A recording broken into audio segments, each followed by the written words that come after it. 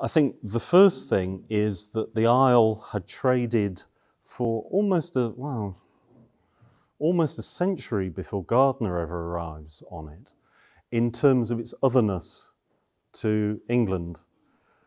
If you think you had to get there before air travel by boat, there's the element of having a cruise, there's the Gulf Stream, there's palms, there's a sense of difference, a Gaelic-speaking population. A Gaelic-speaking population who would not, it should be noted, and as you all probably know, let their crofts fall into ruin so that themselves could inhabit there, but they've been driven from the land by landlordism and famine and greater opportunities in America or Canada. So you can see the way that Pathé are beginning to put a gloss on things, you know? It's not all funny, it's not all larks, but you've got the sense of the fairy folk, otherness, and at the end you've got the witch, Gerald Gardner. I think that should get most of you thinking already. You've got a man who's a witch. We don't normally gender witches that way, do we? Well, at the beginning of Wicca, they kind of did, which I'm going to talk to you a little bit more later. So Gardner is interesting to begin with because he is assuming what is normally taken to be a feminized role.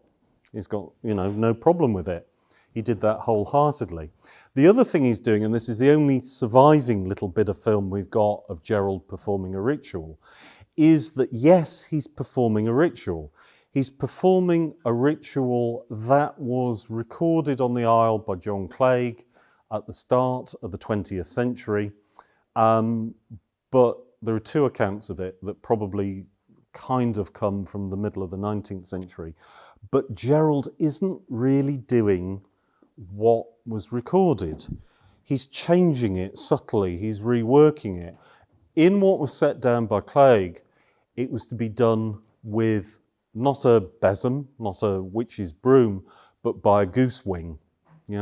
Goose wings, for those of you who may not know, they were used as dusters. They're really good for dusting an early modern and an agricultural house. You don't leave anything of the animal, out of the pot or underutilized. So the wing was a good duster. It was something that you would have found in Manx crofts across the 19th century. But more significantly than that, and you can kind of see why he'd use a broom rather than a wing. Where was he going to get a goose's wing in 1959 at the drop of a hat? More significantly than that, in the original account, it's not, as Pathé and Gerald talk about, sweeping away the bad luck at the crossroads and bringing good luck in. It's about the whole business of overlooking. Somebody has been ill-wished by a witch, by a neighbour, by a cunning man or a cunning woman. So the whole thing with Gardner is turned on its head. Witchcraft is not the thing that you need counter magic, good magic to fix. Witchcraft is the good thing at the very, very beginning. Witches are not frightening. We're not in the Wizard of Oz with flying houses and, green figures who get pulped and, shouldn't go anywhere near a rainstorm. We're in a very different territory with his concept of witchcraft. And what I'm going to try and suggest to you over the next 45 minutes or so is that this is Gardner's actually great contribution. His great ability to take things that have been bubbling under and use them, just like the Manx ritual you saw there, been bubbling around in popular culture, in popular belief, in art and literature for up to a century through the Romantic movement, and to give them life, to make them live again, to come to their full. This is what he's all about. So we're going to talk a little bit about that. The other thing to say about Gardner at the beginning is that he's a figure who's attracted an awful lot of, he's been misrepresented for all kinds of reasons. And we can maybe talk about that in the Q&A and why that happened at the beginning. But the most common academic trope, you'll find it, you pick up any academic article, anything an undergrad's written, anything somebody's done in a little précis about modern witchcraft, and you get the same thing over and over and over again. Gerald Gardner, a retired colonial civil servant. I even used it when I started lecturing, to be honest. So I'm as guilty as everybody else. But if you begin to unpick that, you get a very different picture.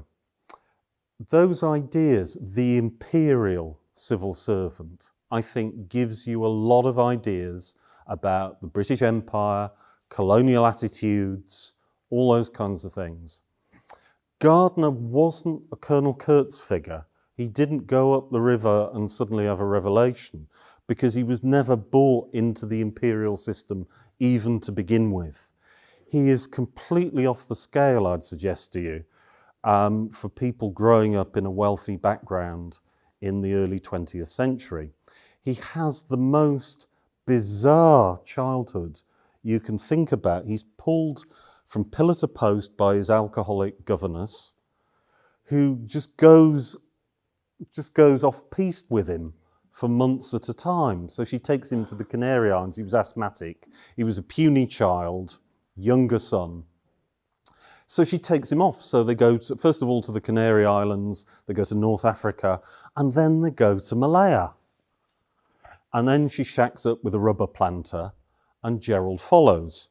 Now, Jack Bracelin, who was one described as Gerald's sort of Man Friday, Gerald had a little close group of male friends, and Bracelin was one of the main ones, really, with Angus MacLeod here on the Isle. And in fact, Bracelin and MacLeod were quite similar in some ways.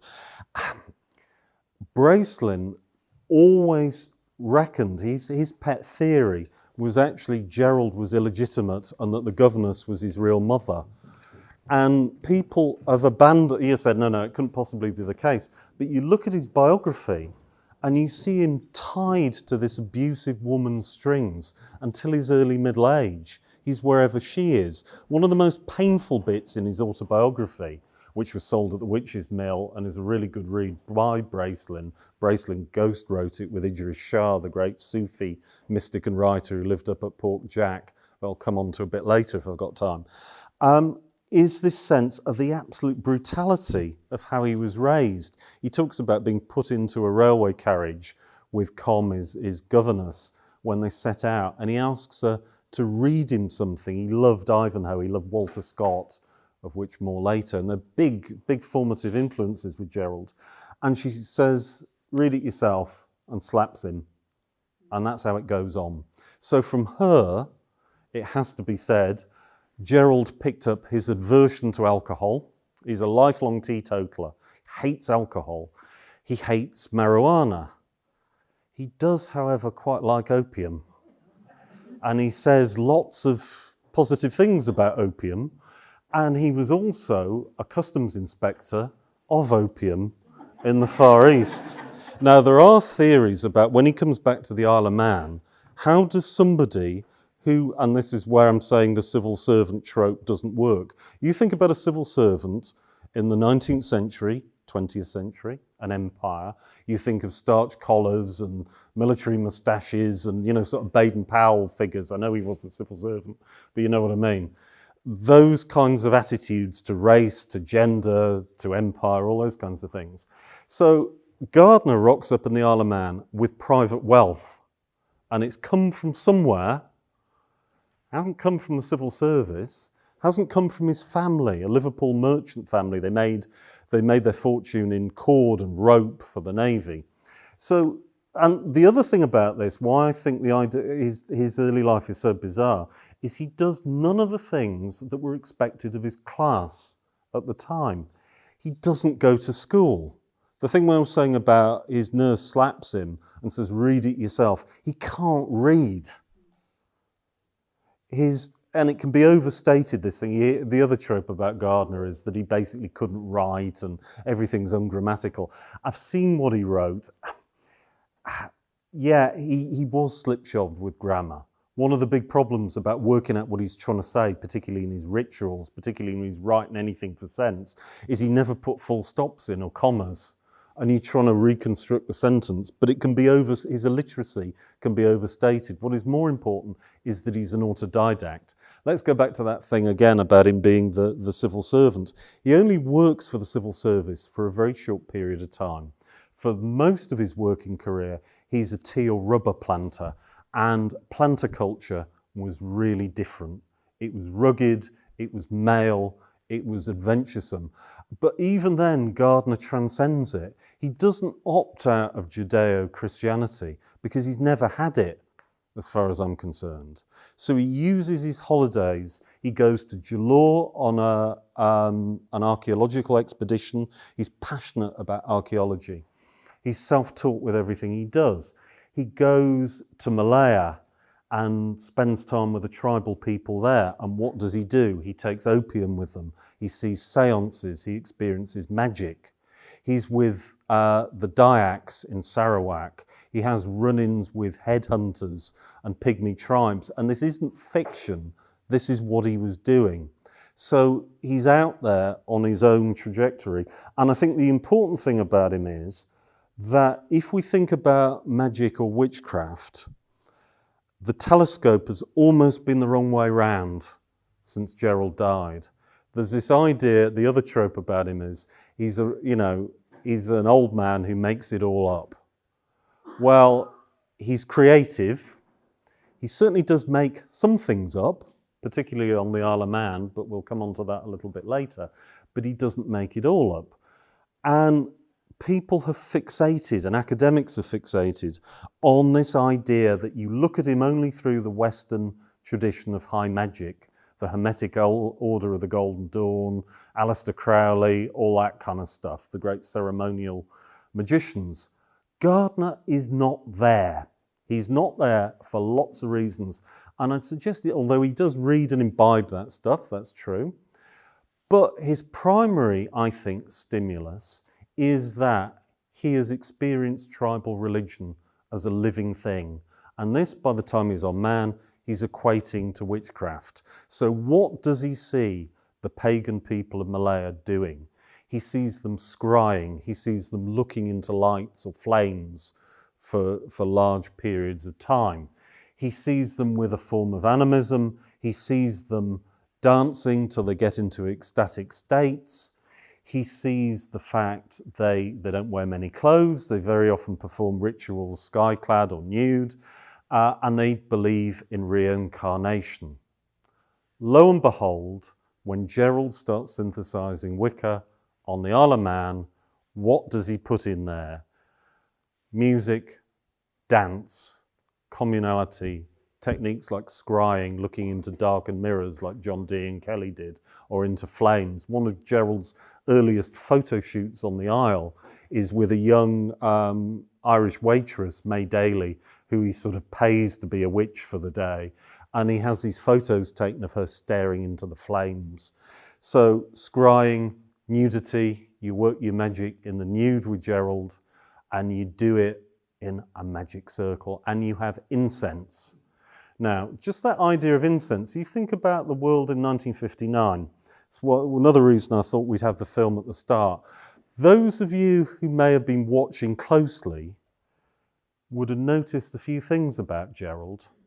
For a start, are the tattoos all the way up his arm, the tribal tattoos. He's got a couple of sailor ones, but mainly the Malay tribal tattoos. He's got what today we'd think of as full arm pieces going on. Okay. Colonial civil servant, well, he's there in his sort of beatnik, red sweater and his corduroys and his sandals. He's got a ritual dagger at his waist, and he's wearing a silver bangle.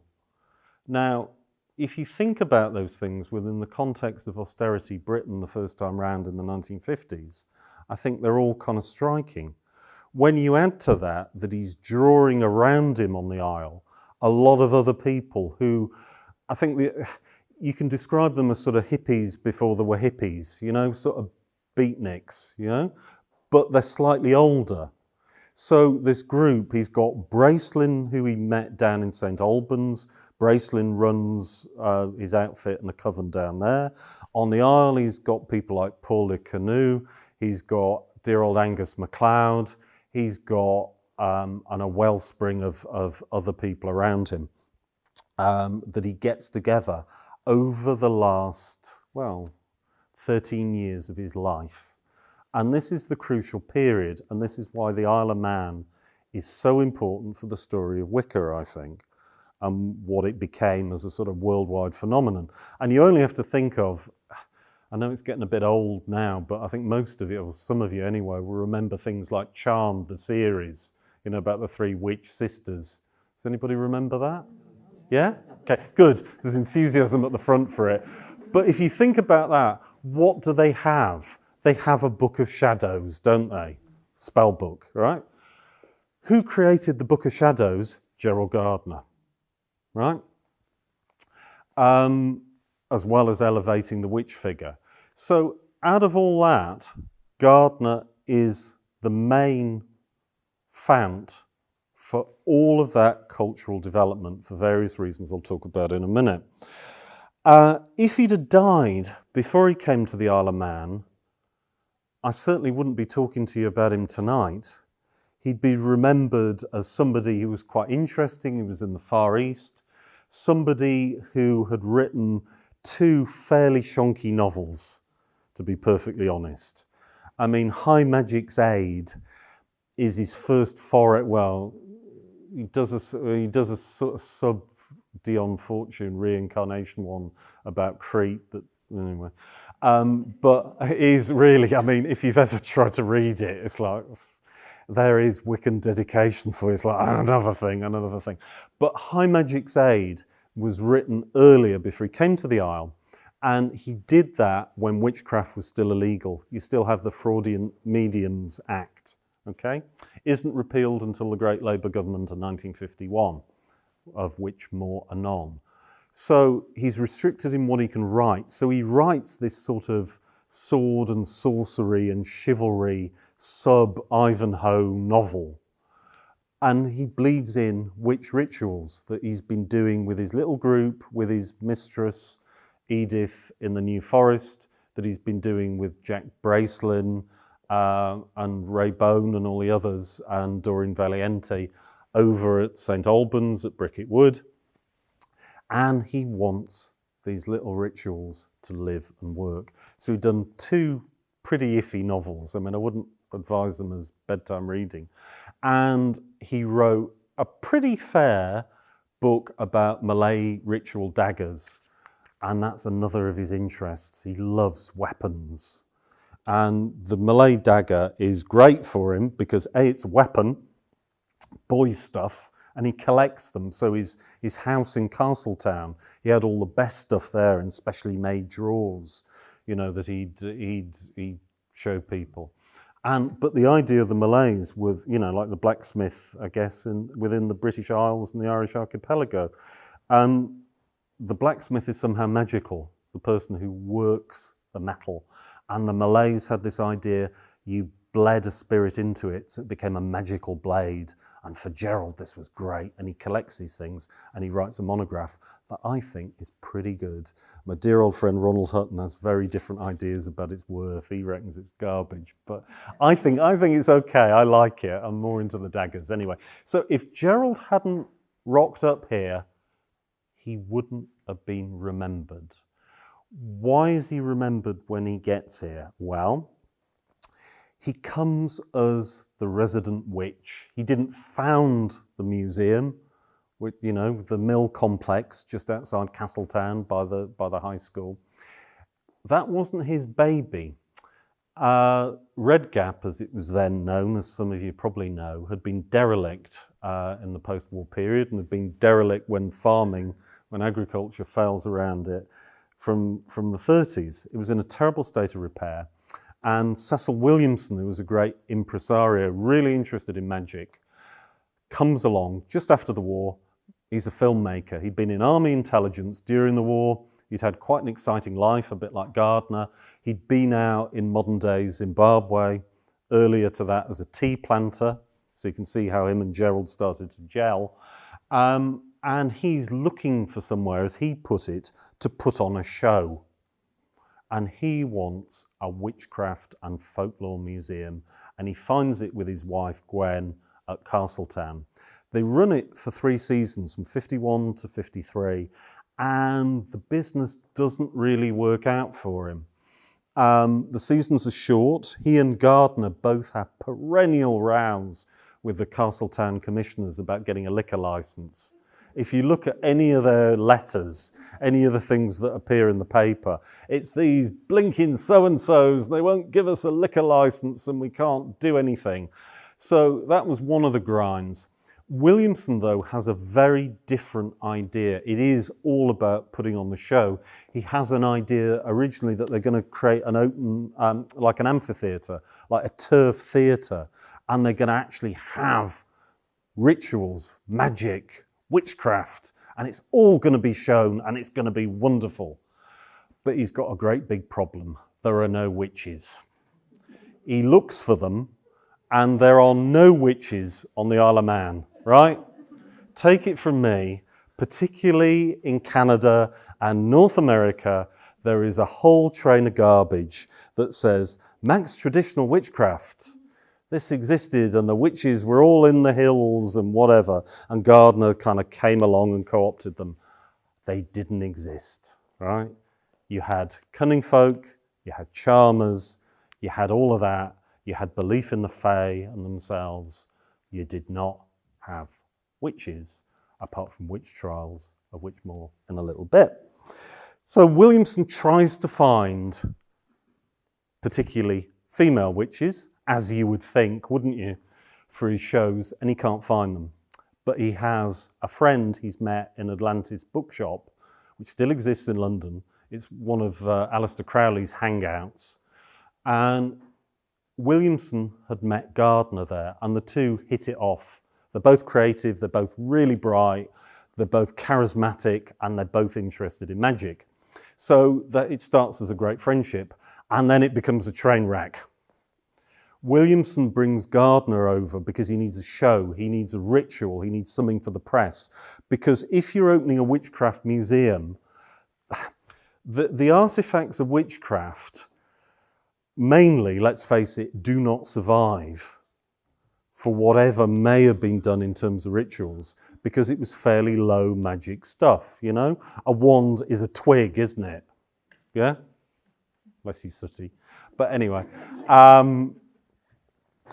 so the kind of exhibits that Williamson had weren't sexy, okay?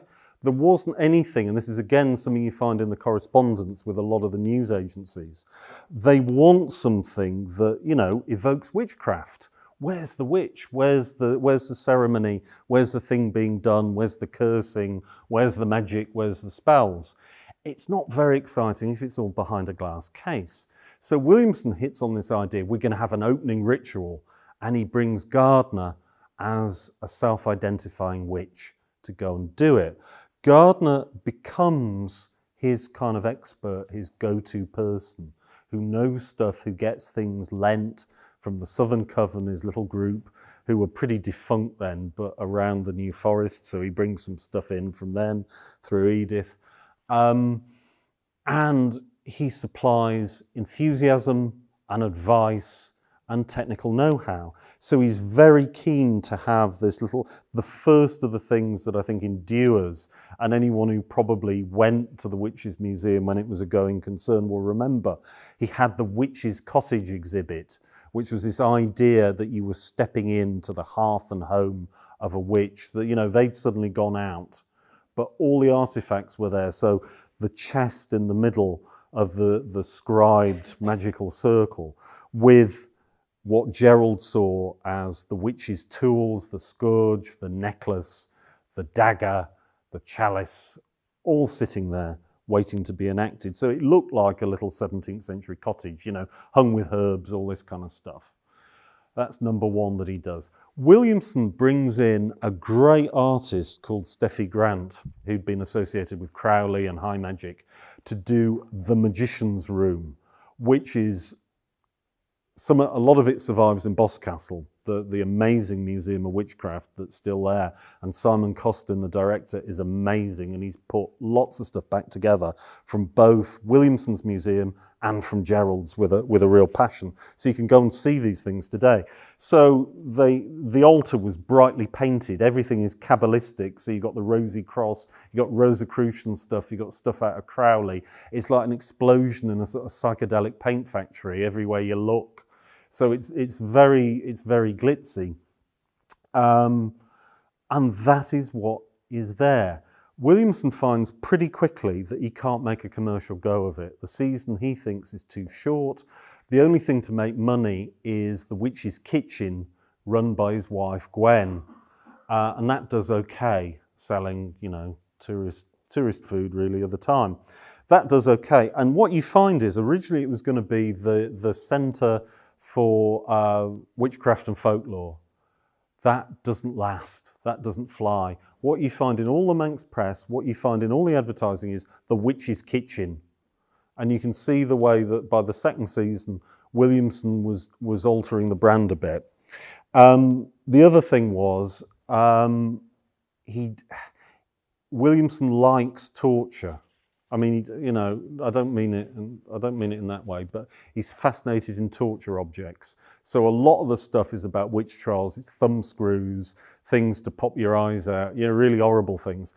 And then he does, trying to link to tribal religion, an exhibition of photos and artifacts to do with the Mau Mau rebellion in Kenya. And it's too close. Witchcraft is one thing. He's already having trouble from the bishop, you know, Bishop's Court up there. Suddenly, people who've done their national service in Kenya, who've been involved in the emergency or the uprising or the revolution, don't want to be reminded of it on their holidays. So that goes down like a lead balloon on him. More significantly, his relationship with Gardner completely goes out the window, utterly. They can only communicate by 53 through solicitors' letters. And I'd suggest some of it is jockeying. You know, you've got two alphas and which one is going to come out on top. It's complicated because the business goes down and Gardner dips into his pocket and buys the whole complex. So he's Williamson's landlord. And when the two fall out, you can see how that becomes really problematic. But I think the rub of it between the two, in essence, is that they had two very different ideas of witchcraft.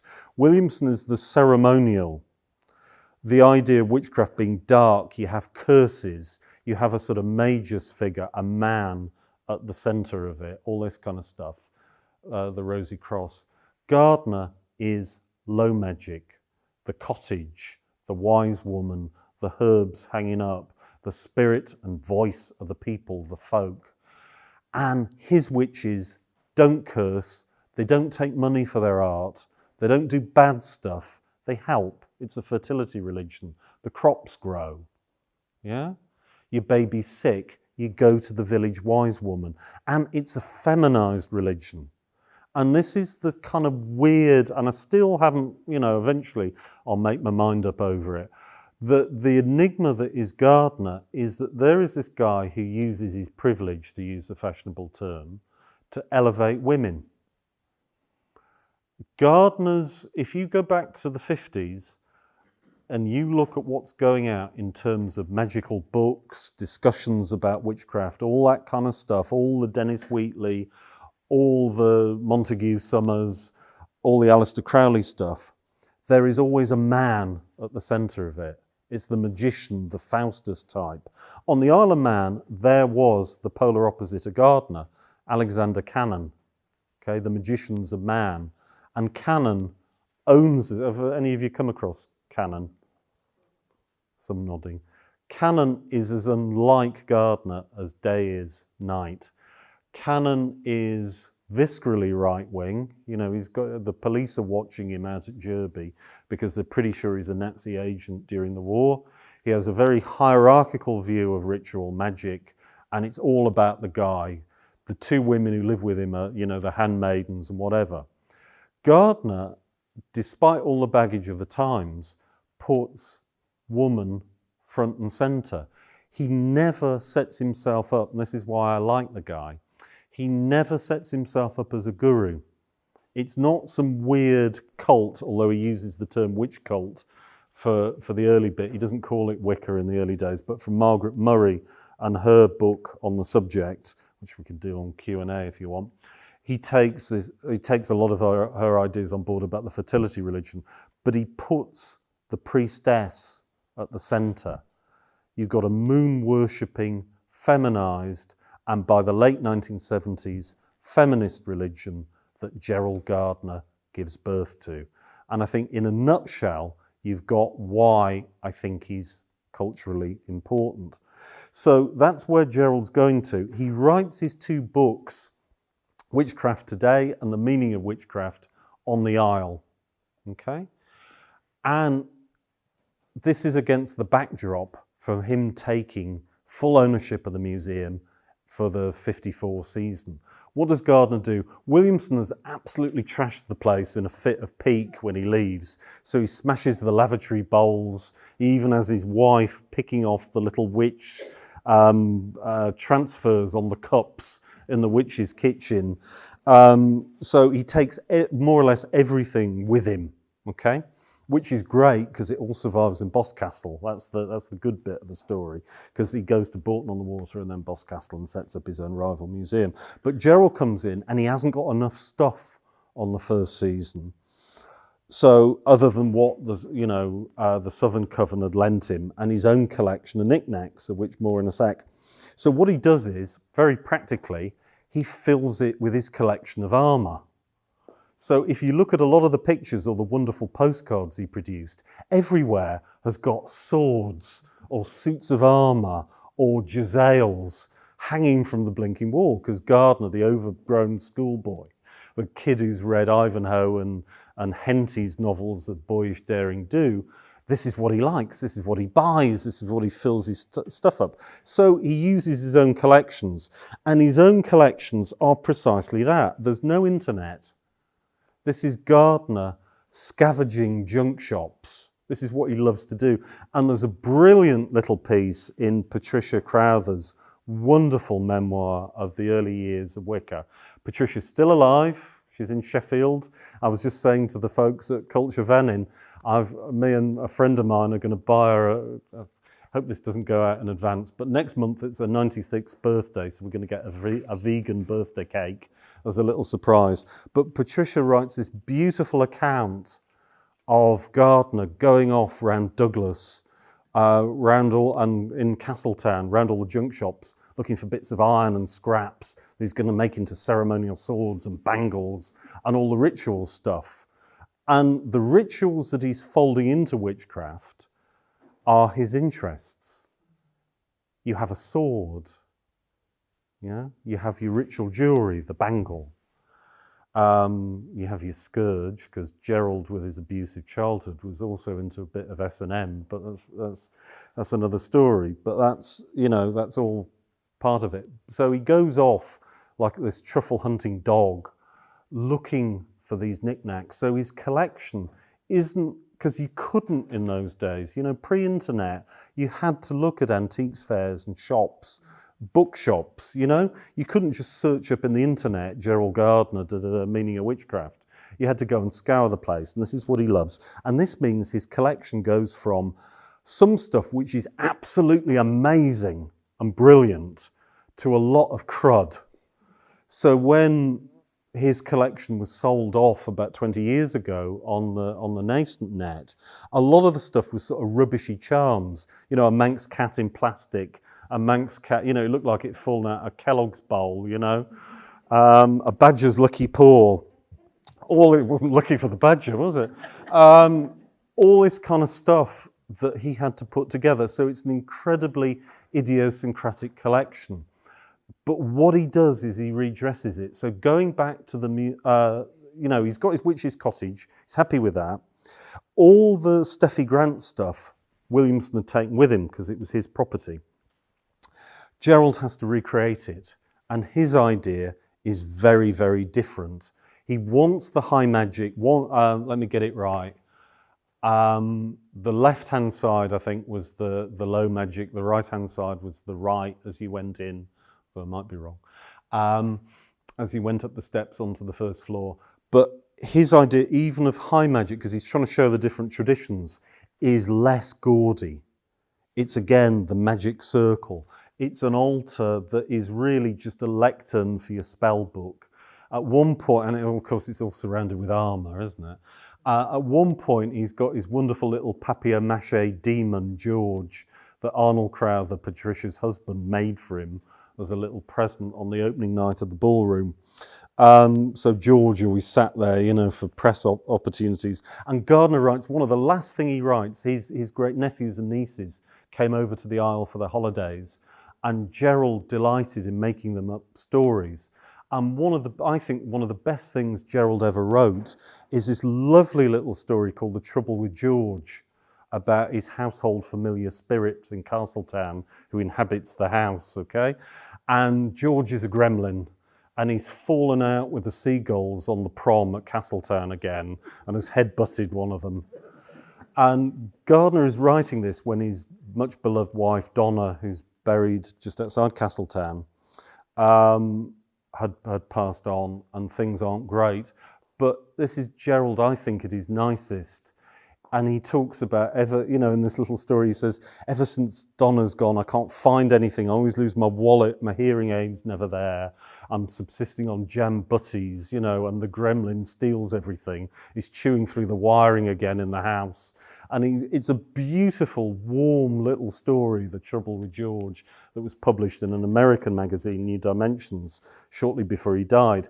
Gardner's last work, again, that turns up in that American journal, was, I think, the forerunner for a full-scale book, and it was going to be on Manx witchcraft and folklore. And it exists. I've got a photocopied thing of what it was going to be, and he takes up all the folklore, all the stuff from Waldron, so you got the Moxie Doo and Peel Castle, you got bug ends coming out of your ears, you got Waldron's story about the sleeping giant underneath the castle at Rushen. You've got all of this stuff flung into the mix, but then you've got Gerald's thing about the Manx witch trial of 1617 and Margaret Quain. Now, what does he do with that? What does he do with that in his museum? Well, to start off with, he chooses to make her emblematic of all the women who suffered during the European witch hunts of the early modern period. So he puts in, and there's a postcard of it, Valerie Kane, who some of you might know, has got a copy of it. I've got a copy of it as well, but Val had the first one I ever saw.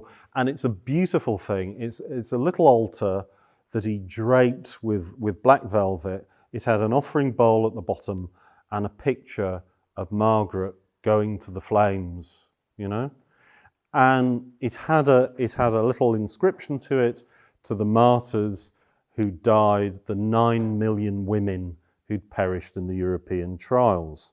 You can take apart that figure today. You can be wise after the event. Nothing like 9 million people perished during the European trials of the early modern period. But Gerald wasn't to know that.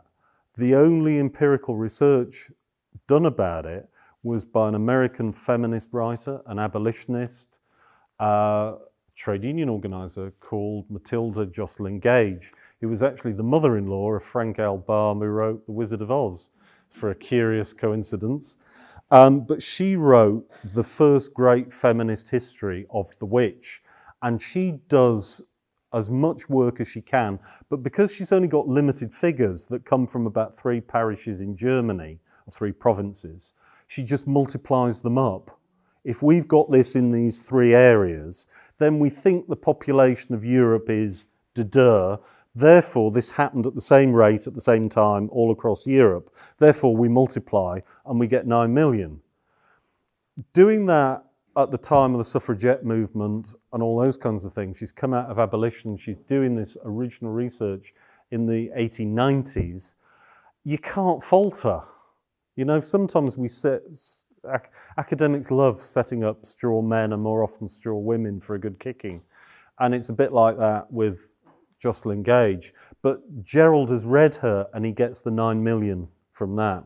If you think about when he's doing this on the Isle of Man and the impact of that little altar, if you think about what's been happening in Europe a decade before and the Shoah, you know, the Holocaust, that figure of 9 million deaths and the industrial genocide of the Jewish people, I think, you know, you can imagine being a Manx person seeing that, or a tourist from around about the British archipelago, and it has an immediate resonance.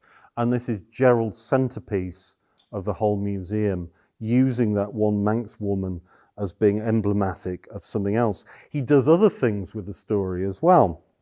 He makes, and I'd love to think this still existed in America, he was a great model maker.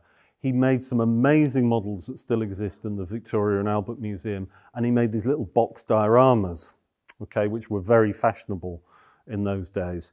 And he made one of the burning of Margaret and her son, John Cubban, in the square at Castletown. And I did an interview with a dear friend of mine who described his first, because he went on and got into witchcraft and was in Monique's coven. And as a boy, he was describing having this moment where he was mesmerised by this diorama and this story, and he talks about feeling as if he was being drawn in to the whole model, the whole frame of the thing, feeling like he was tumbling down a well and he could smell the burning and hear the sounds of the crowd in the square. And when he came to and out of his reverie, Gerald was by his side. Quietly, Gerald could move silently. One of his tricks was that he could apparently stand completely stock still in the museum and people would think he was a waxwork. And particularly for nervous elderly women, he used to delight in suddenly coming to and you know, getting the horror.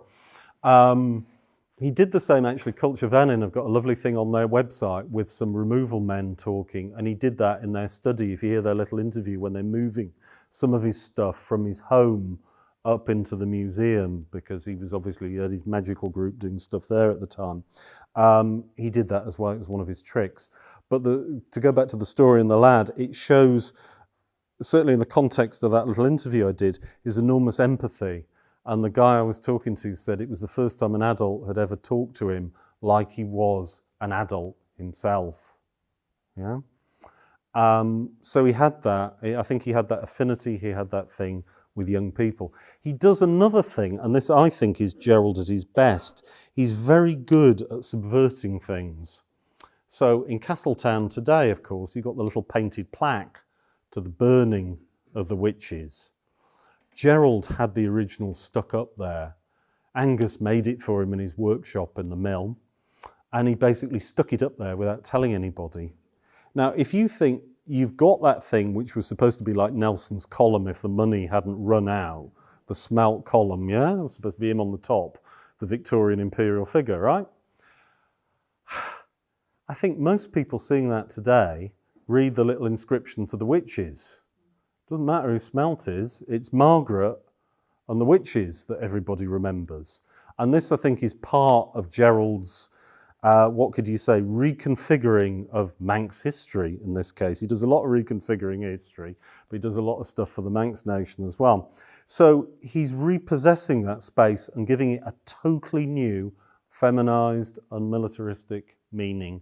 It'd be great to find the original plaque. I chased the Castletown commissioners and they said, because at some point it was taken down and then a wooden one put up by Scotty and Monique Wilson, who had the museum after Gerald.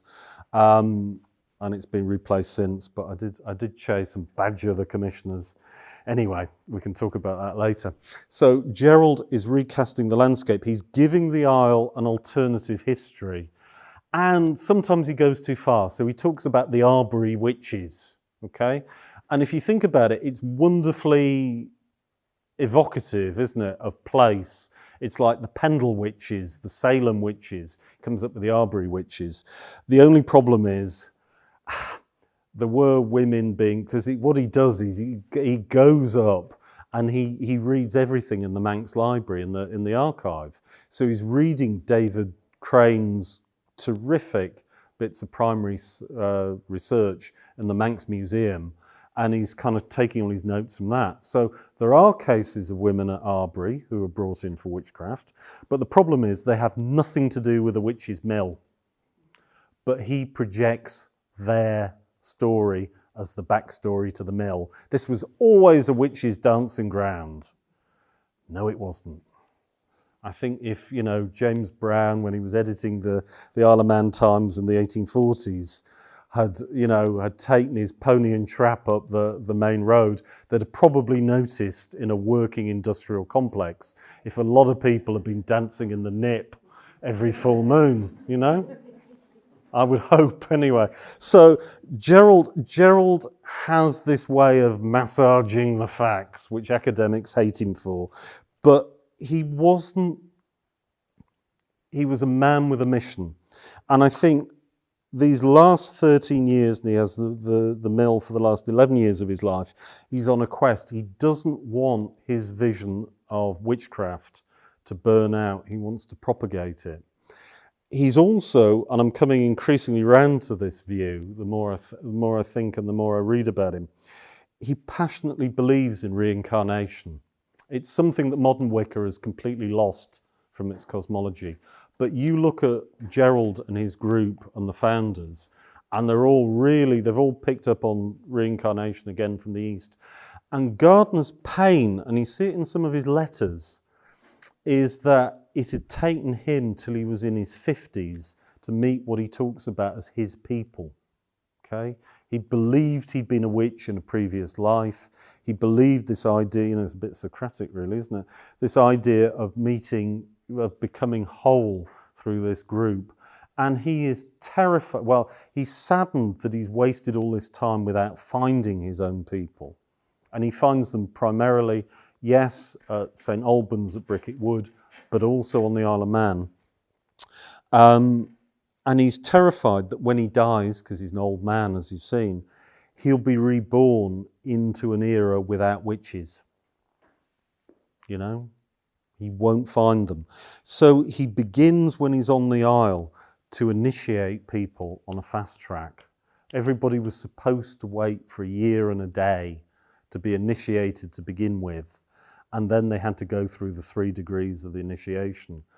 Gerald doesn't do that, much to the fury of his high priestesses. He rattles people through, and he rattles them through because he knows it's like, you know, to mix the metaphor totally, it's like, you know, taking the parable with the corn and just flinging it out, that the more corn you fling, the more likely some of it is going to germinate.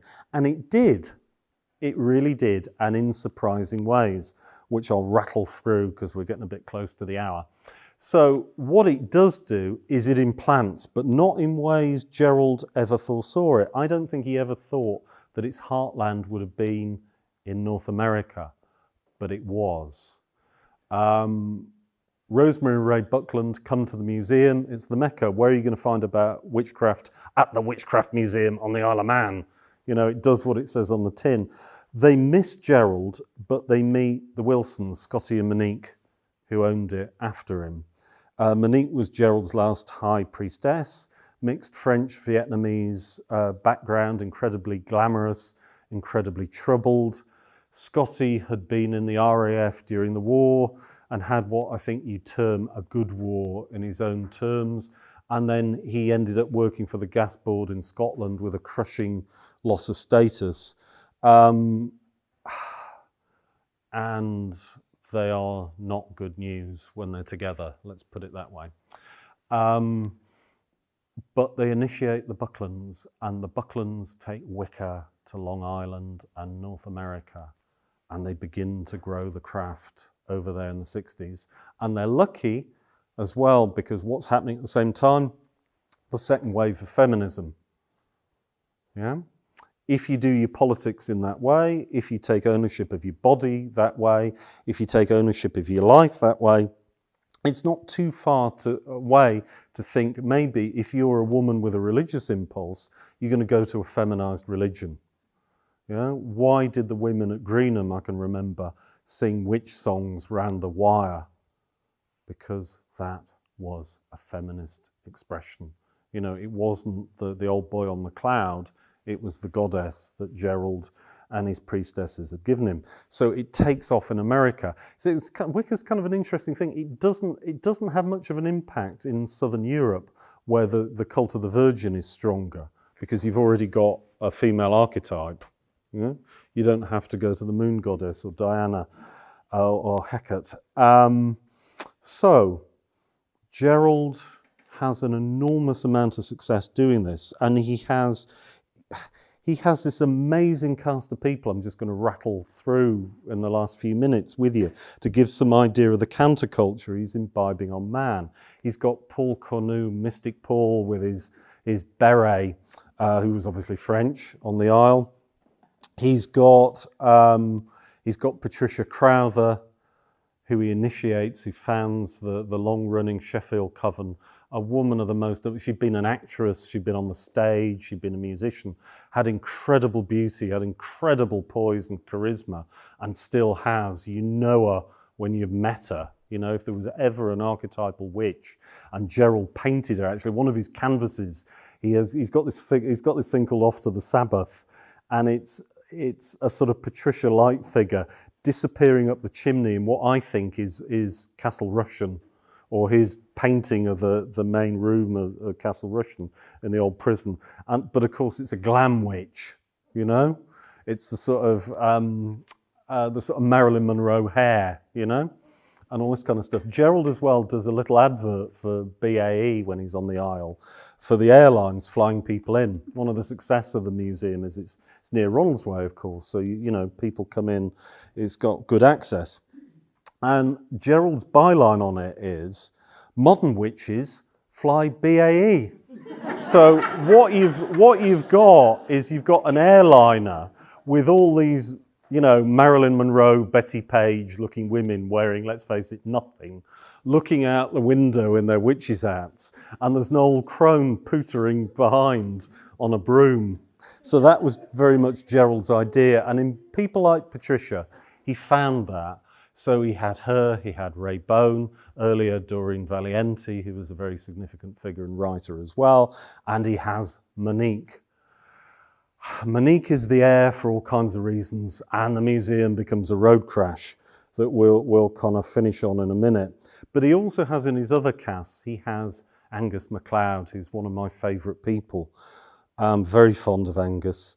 And Angus has a calmness and decency and an absolute spark of creativity. And as well, his Labrador Ivan, like his familiar spirit. And Angus is all those things Gerald was too. He likes making things, he's good with his hands, he's creative, he's thoughtful. And when things are going wrong under the Wilsons, I would suggest it's actually Angus who anchors Manx witchcraft in decency. Everybody I've ever talked to about him, all the interviews I've ever done. In fact, it was frustrating when I started doing it. I hadn't really come across Angus MacLeod, to be fair, at all. He's in none of the books on witchcraft. But all the people on the Isle I interviewed wanting stuff on Gerald wanted to talk about him. And for the first morning, I was sat in Peel and the coffee cup was getting cold and everybody had eaten the cakes and all the old boys were around the table and a couple of girls as well. And they didn't want to talk about Gerald, they just wanted to talk about Angus. And after going through, you know, it's a bit like the stages of grief, isn't it, towards acceptance. About 11:30, I thought, actually, that's the story. Let people talk about the way things they remember it. So I think he was a remarkable man. I'm doing a book on him, actually. I just think he was great, but he anchored Manx witchcraft in a sense of decency at a time when it was completely going screaming off the rails. The Wilsons take over the museum. They have a couple of good years. They kind of do the right things, and then they get a bit lazy. Okay, the exhibits as a feature in an American magazine in about 1970, 71, and the museum looks shocking. You know, the things that, you know, when blue tack gets damp and everything peels off it, everything's like that. They do a photo shoot in his ritual circle. Now, if you are a witch, your circle is like your St. Paul's Cathedral, right? You do not have bags of shit everywhere around it. And they can't even clear up the sandbags and the cardboard boxes and the rubbish. Well, you know, because we've all done it, haven't we? Somebody comes round, or, you know, you got the estate agent coming and you push everything under the cupboards or under the carpet and whatever. They couldn't even be bothered to clean it up for that. So it looked tired and it was unloved, and they were out of love with the island and its people. In the midst of all this, there's an American photojournalist for National Geographic who does a story about the Isle, and they go to the museum and they do a little feature on Monique, which is quite nice actually, and they do some photos of her at the museum. They go and see her at home as well, and that comes out, and off the back of it, the buyer, the director of Ripley's Believe It or Not museum, thinks, that's a really interesting collection.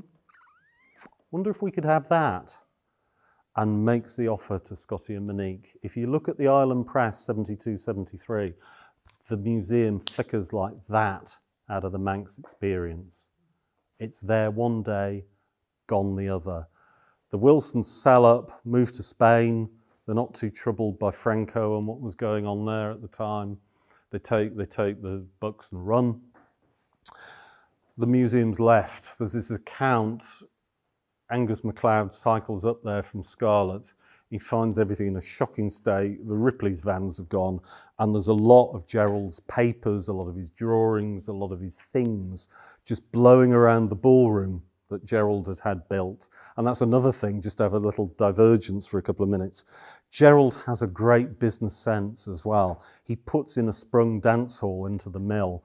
He has local bands playing, the Sapphires, jive bands. Later on, when the Wilsons are doing things right, the young couple who manage the museum for them put on rock nights, discos. They keep the place going. For the South Side, you know, everything closed down. They're running kind of all-night events. They've got a milk bar, they've got a jukebox. These are all things, I think, you get a lot of people who were young in the 60s who went to the dances there. You know, every night there was a dance and a dance club that you could belong to. So, but all of this is gone, and the papers are blowing around, and Angus sees Monique and says, do you mind if I take them? She says, oh, I don't care. So he does, and one Halloween much later, he burns in a little ritual everything he doesn't think needs to be kept on the beach at Scarlet, but he does preserve a kernel of other material. So that, in a way, is the kind of sad end to the museum, but I don't think it's a sad end for the Isle. The witches have flown, they're no more.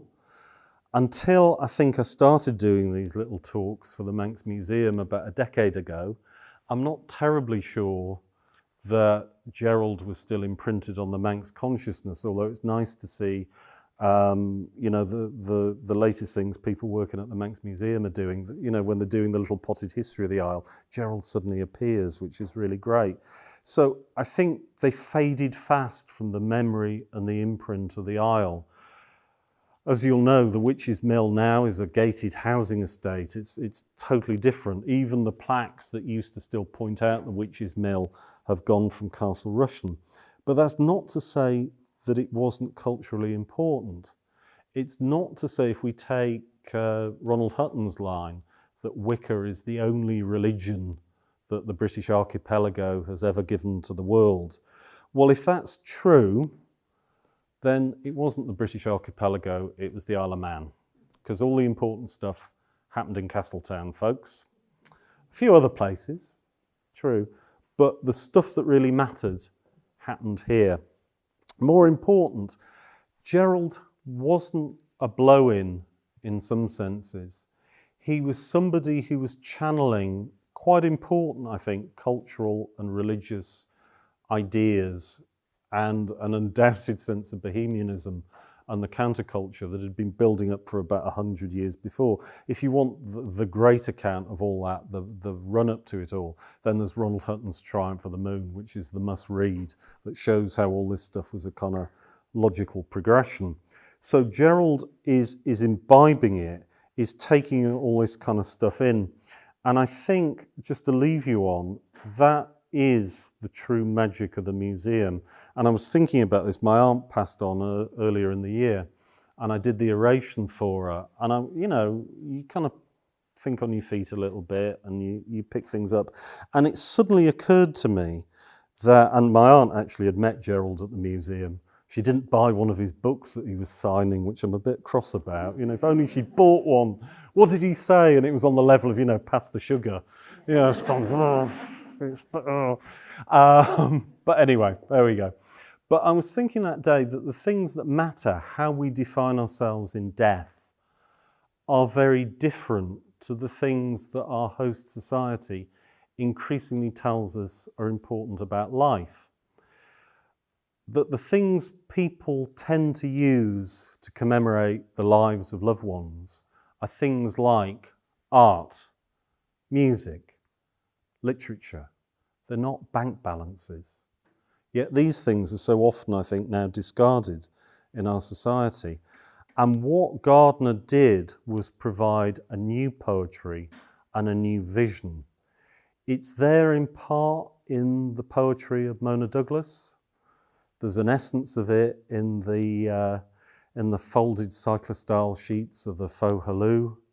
It's there in H.L. Dawes' Mystic Writings, which I could come on to in the Q&A, but he's another one, Gerald's gang, who was really important at the time with the Manx Times. But it's folding in a language and a poetry that's embodied in every glen, on every hillside of this isle. And if there is a true magic to be had, I think it lies there. And that's where I'm going to leave you tonight. So there you go.